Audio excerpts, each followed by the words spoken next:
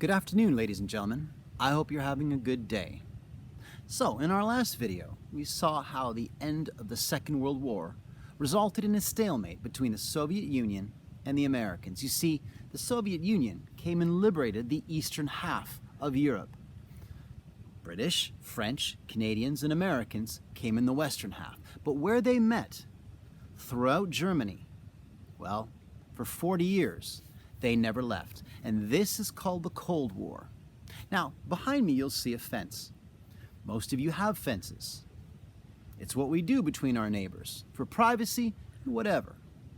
But in 1947 and 1948, Joseph Stalin built a fence between him and the West.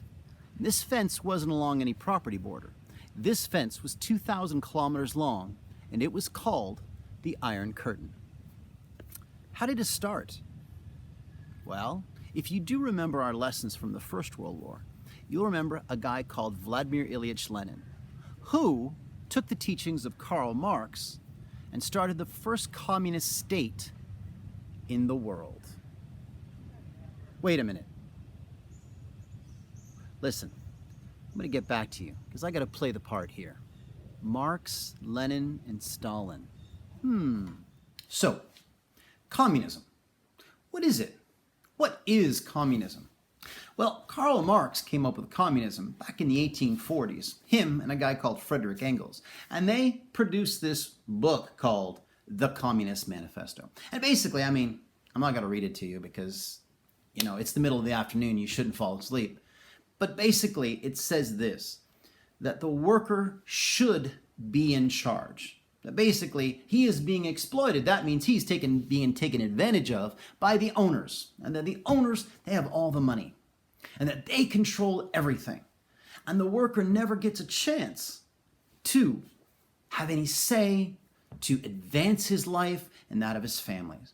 So he called for a revolution, a communist revolution, where the workers would take control of the means of production, and of course, the worker would be the ruler. So Karl Marx was the architect of this. He had a big bushy beard, you can always tell him, just like this. So if Marx was the architect of communism, the first person to put it into practice was Vladimir Ilyich Lenin. And he had a goatee just like this. In 1917, he and the Bolsheviks took Russia over and had a communist revolution. He pulled Russia out of the First World War and promised everybody land, peace, and bread, the communist paradise. And Russia stopped being Russia. It became the USSR. So Lenin, with his trademark goatee, was the first leader of communist Russia. The second leader, well, he had different facial hair. So Joseph Stalin took over from... Actually, this isn't Joseph Stalin. It's more like Yosemite Sam or Ned Flanders or Burt Reynolds. Ooh, I wish. Anyways, give me a second. Okay, this is better. This is more of a Joseph Stalin look. So, Joseph Stalin didn't take power right away. It took him a while to consolidate, to build his case for him to be the supreme leader of the USSR, of the Soviet Union. Of course, he used, just like Lenin, he used epic terror, brutal terror, to get what he wanted. And by 1928, he was the undisputed leader of the Soviet Union. He would rule Russia, or the USSR, with an iron fist until 1953. Interestingly enough, and again, I keep coming back to this saying, the enemy of my enemy is my friend. And in 1941, we and the Soviet Union had the same enemy, and his name was Adolf Hitler. Together, we defeated the Nazis in May of 1945, 75 years ago. It was a glorious time.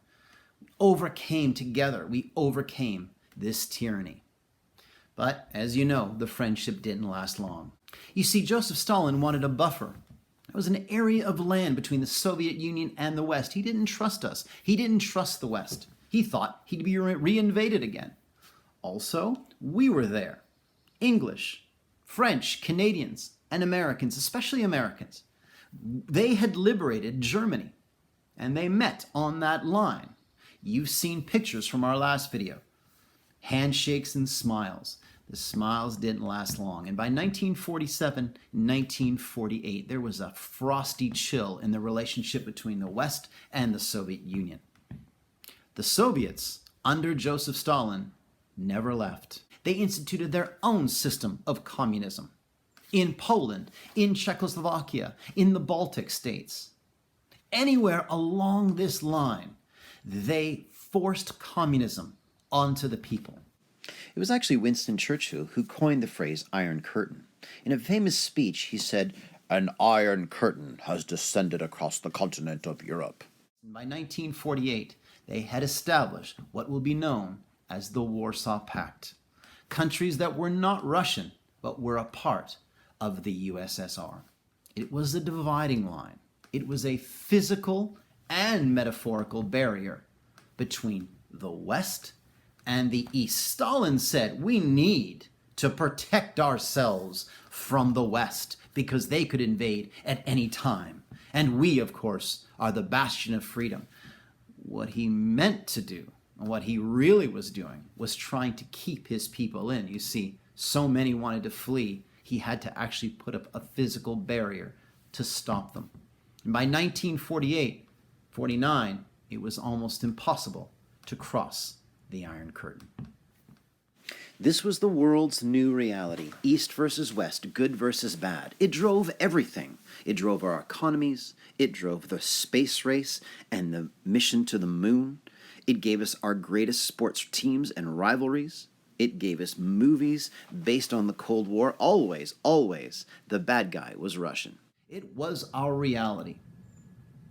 And interestingly enough, the Cold War actually started right here in Canada with a very famous man named Igor Gouzenko. In our next video, we'll look at the life of Igor Gouzenko. So, just to recap, Karl Marx was the father of communism. His philosophy was adopted by Vladimir Ilyich Lenin, the first communist state. But the longest-serving dictator and the most consequential for the Cold War was Joseph Stalin. That's right.